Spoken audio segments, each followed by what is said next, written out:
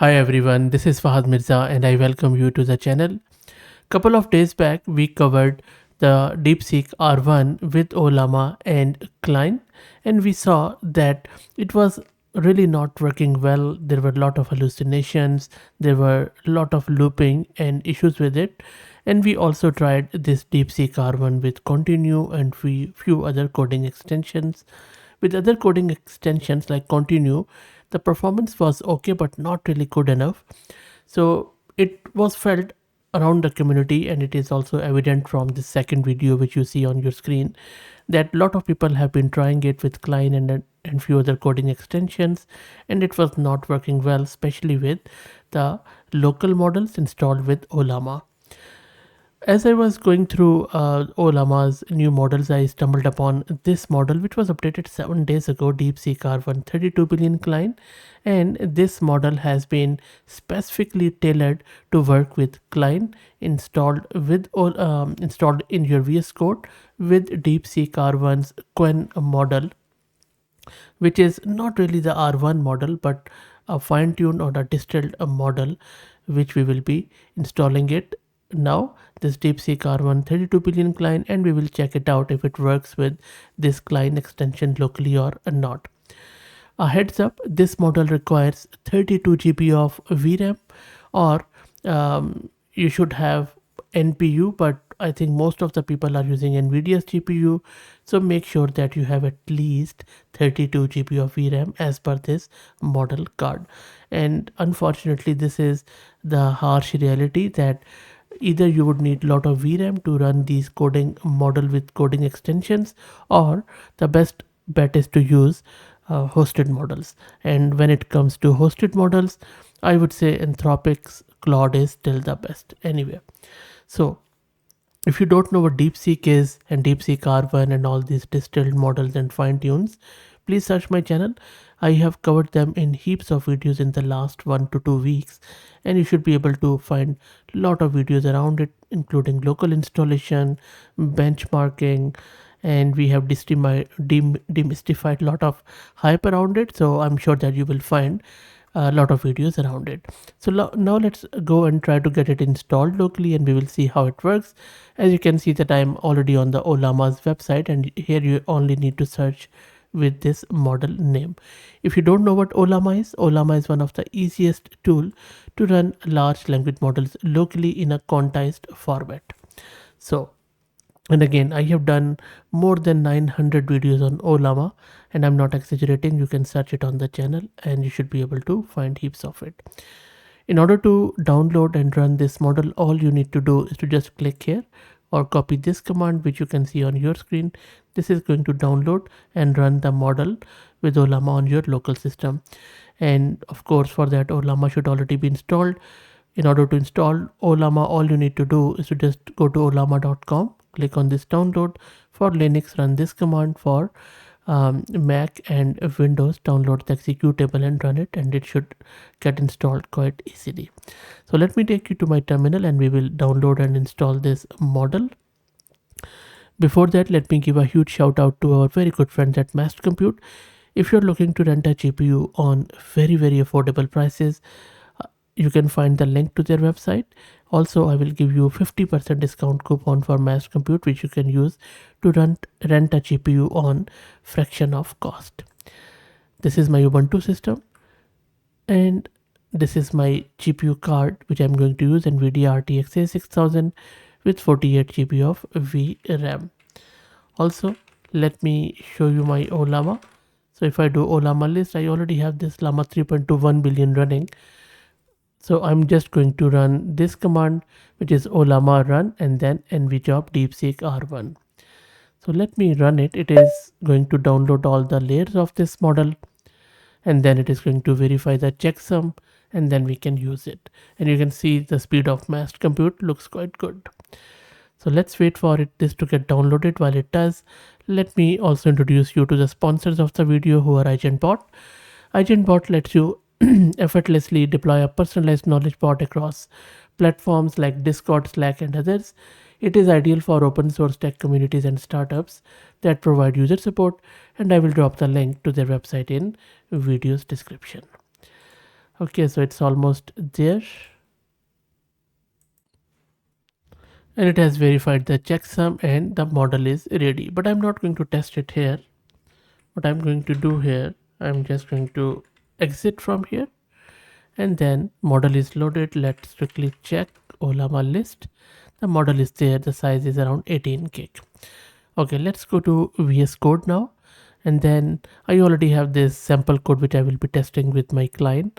So let's quickly install Cline. I'm just going to click on extensions and then search for Cline here, which was previously called as Claude Dev, I believe. And just click here, and this is the Cline here. So let's click on install. Shouldn't take too long.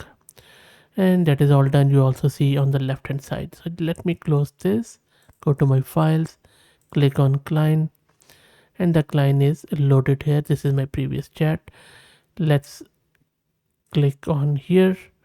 You see that Ollama is already selected.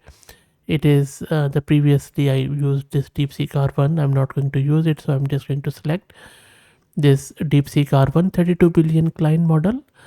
And then you can also click on advanced settings to check few other things, but this is related to the extension, and that is all done. So let me click on done here. That is good. And now if you look at the bottom of here, you will see that the model is selected. Now you can either plan or act. We will just go with the act one here. So I'm just going to select first my code here, then click on here, and then we can just say it's already selected that we will start with this describe the I'll just say add file app.py in detail. Let's press enter, and I will be very transparent. I will show you as is. I'll just click on this drop down. This is a task which it has defined for itself. It has obtained the file, and you saw that with the add sign I was able to give it the context. So let's wait for it. This is API request. There you go. So it is saying I need to describe this file. Very nice. Yeah, it looks pretty well. It is talking about AWS Bedrock because that is what the code is about. Beautiful. So it is going line by line. So far looks good. Much better than the other one. Now that's fine. Beautiful. That is nice. And then it is talking about imports and configuration. Pretty impressive. Very nice. I will let it run. It is going into, so I said detail. It is going into detail. Good stuff. And then it says the task completed, and that is very well. Cool. Okay, so I'm just going to just say, okay, start new task. And for the new task, what I'm going to say it that there are two files in this folder. There is a config.json which includes account number of AWS, which is a random account number. I'm going to ask it to replace this account number wherever it finds it in this app.py. So let's see what it does here. I'm just going to say, I'll just say from config.json get the value of account underscore number and replace it in app.py.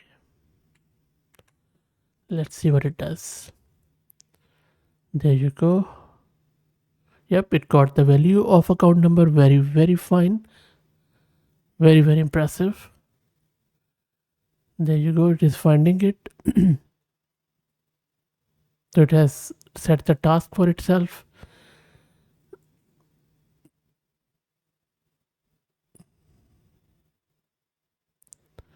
Okay, so it couldn't do the diff, but it is trying again.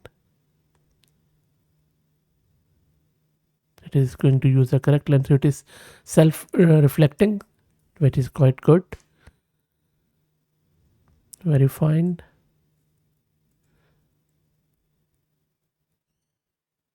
So it is self-correcting itself. I'll just say proceed anyways. So I don't think so it is managing to do it, and it is saying that it is having trouble. So it is at the right track, but it couldn't really execute that replacement, and it is asking me to use Anthropic's Claude. So if you go through all the reasoning, it has done it well. It has got the value, it has identified the lines in this app.py, but I think this is where it is failing when it comes to actually running it. Anyway, let's try out few more stuff. So in the next test, what I did, I just make this typo here. Instead of print, I'm saying print in line number 21. And I'm also going to remove this parenthesis at line number 13. I have saved the file. I'm going to ask this to this model and of course client to see if it can fix it. So I'll just say review app.py and identify bugs and fix them. Let's see what it does. I know that video might get a bit prolonged due to these tests, but I think this is necessary, and I'll just keep it transparent to see how it goes. So it is checking about it. So there is a line, this US East one, I think it found that. So if yeah, there you go, you see print result, very nice. And this one, US East one, very, very nice. There you go. It is print result, very nice. This is cool. It found it.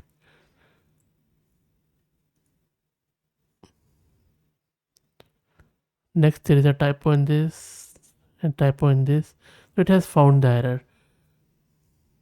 But I think it is going into the loop, sort of loop, right? So this is what is happening here. It is finding the issues, but it is unable to fix them. So even if I say proceed anyways, let's see what it does. So this is a bit interesting. So I'll just make one more attempt and show you what is the result. So there you go, it was unable to find it. How about if I just ask it to identify the bugs in file app.py. So it's not exactly there, but somewhat there, I would say, as far as we can see. So it can describe the code quite well, it can identify the bugs and issues, but when it comes to implementation, it is struggling. There you go, so it has identified it quite well. I hope that it was able to complete that task. And here is interesting bit. When I said identify it, you see it has identified them and it is asking me that it can fix it. So this is interesting. So I'll just say, okay, I'll say save. And it has saved it. So there is a parenthesis and there is a print statement. The file has been successfully updated. So maybe you would have to play around with the prompt and then it will work fine. So at last, model saved its reputation, I guess. And also we were able to do it in this video too. That is good stuff. Okay, so as usual, you saw it raw. So try it out. Let me know how you go with your use cases, with your problems, because there could be zillions of problems. And I'm sure that this is going to give you a bit of grief, but try it out. It's all running local, all private. We don't have to worry about API calls, token, throttling, and that sort of stuff. So you can play around with your prompts and then you can see how it goes. So that's it. I hope that you enjoyed it. If you did, please consider subscribing to the channel. If you're already subscribed, please share it among your network as it helps. Thank you for watching.